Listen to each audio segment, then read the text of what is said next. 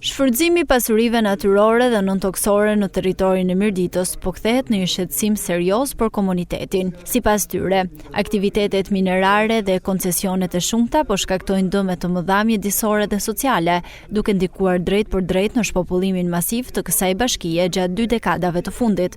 Problematika u ngri gjatë një takimi të përbashkët me përfaqësues të organizatave mjedisore, ku u theksua se ndonse Mirdita është e pasur me burime natyrore, këta pasuri nuk janë përkthyer në përfitime për komunitetin lokal. Puna ime të 7 vjet të punoj me mbrojtje ligjin ekzistues, sepse ka një dyndje te pushteti qendror dhe lokal për të zhvat pasurinë.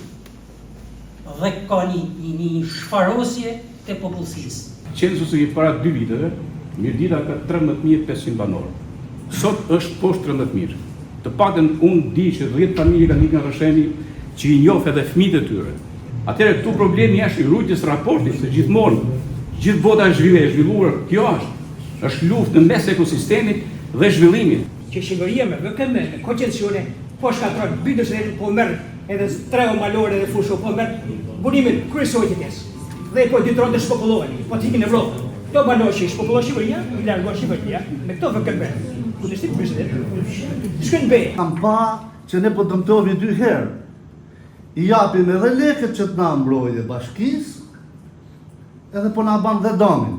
Të gjithë ata që e pranojnë këtë fakt, të gjithë ata që e pranojnë këtë risk, le të vinë të ulen në tavolinë me ne.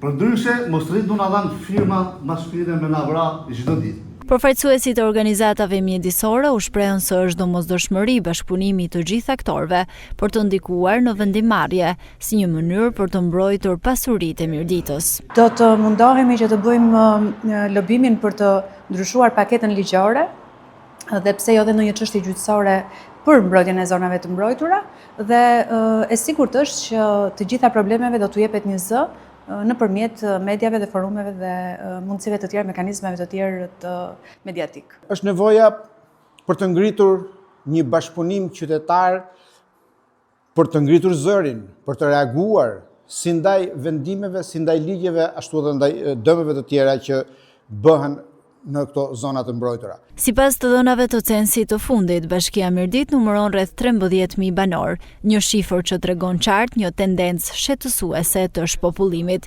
veçanërisht në fshatrat e kësaj zone.